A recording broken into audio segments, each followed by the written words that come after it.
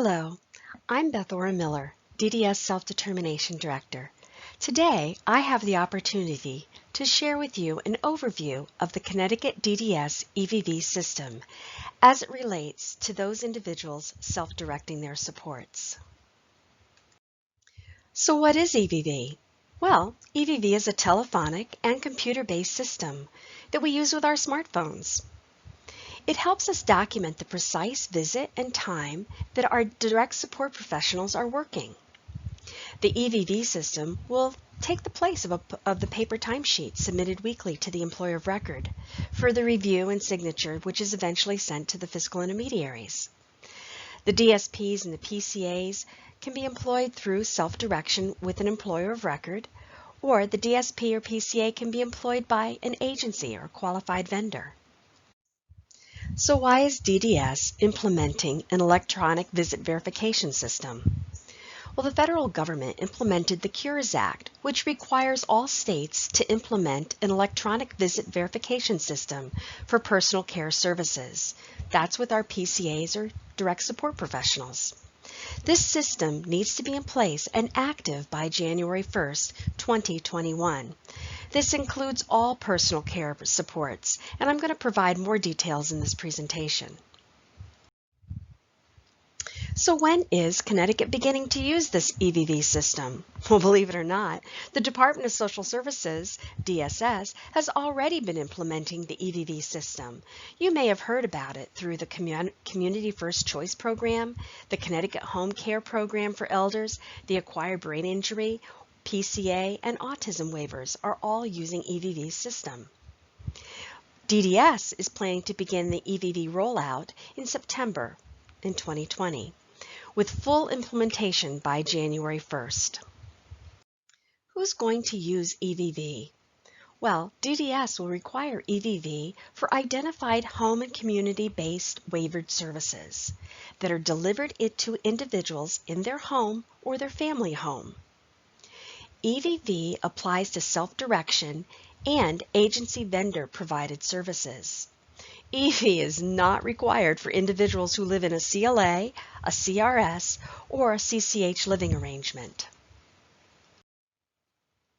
What DDS services fall under EVV?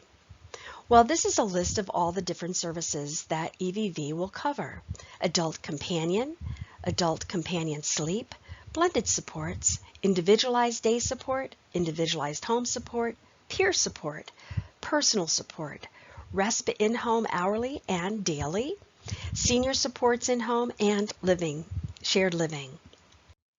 Eventually, in the future, we plan on also adding clinical behavioral supports, independent support broker, and individual goods and service supervisor. You might want to know, is there a cost associated with EVV for individuals and families? Well, DDS is covering the implementation, the training, and the ongoing costs to use the Connecticut DDS EVV system. However, there may be a cost associated with supporting the technology, such as a landline if one is needed. So how is this EVV system going to work? Well, there are two different methods for collecting the required check-in and check-out information. First, they'll be downloading an application to the DSP or the PCA's smartphone. That'll be our primary application. Otherwise, they'll be utilizing a landline. So what information will be collected in the EVV system?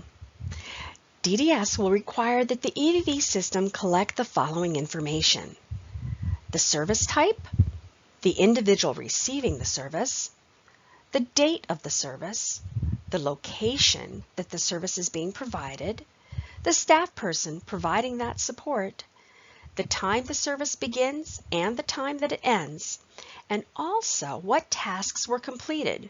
Remember, this is based on the individual plan, and this is used to help us in making sure we have the accurate documentation for self-direction. How does EVV get all that information? Well, the direct support professionals, or the PCAs, will take the following steps to make sure that happens. They're going to take their phone and they're going to access the EVV system through an application on their smartphone or utilizing it through the landline. At the start of each visit, they'll be required to log in and select the required information to begin their visit. At the end of the visit, they'll log in again and indicate all the information that is required for that particular visit. You might ask, is this a user-friendly system? Well, yes, it is. At least DSPs have indicated they like this new system, and it's easy to use. Once a DSP signs in and out a few times, they will establish a habit, and the process will become much easier as it goes along. DSPs will be able to review where and what hours they have worked. There's also a great additional benefit to this. It's not having to worry about getting those weekly timesheets in on time to their employers of record, since it's all going to be done electronically. So what's the employer of record's responsibility for EVV? Well, the employer of record is responsible for approving the employee's time that it's recorded within the EVV system. The employer of record will sign on to the SANdata Access Portal, their dashboard, either through their computer or their own smartphone. They're going to review the staff hours, review the services that have been provided, and confirm that all the information that's been documented is accurate. Then they're going to do an electronic sign-off. This will take the place of a paper timesheet, and over time, the paper timesheet will be eliminated. Will there be training for the employers of record? Well, of course there'll be training. Yes, all the employers of record must go through training in how to use the EVV system. The employers of record will be responsible for training their staff and to use the system. All of the training will be safe, it will all be done online and at the pace of the employer of record. Training will be provided by the company who developed the Connecticut EVV system, SANdata. The employers of record are mandated to complete the training within their designated time. All the direct support professionals and personal care assistants and the employers of record are required to complete the EVV training and utilize the system to submit hours. Paper timesheets will continue to be utilized until there's assurance of accuracy with the EVV system. So when are the employers of record going to be trained? Well, the training rollout plan is going to be done this fall. The employers of record, based on their last name, will receive training in the following ways. The A through G, if their last name begins with A through G, they're going to begin their training online September 28th. If beginning with H to Q, will begin in October, R to Z in November.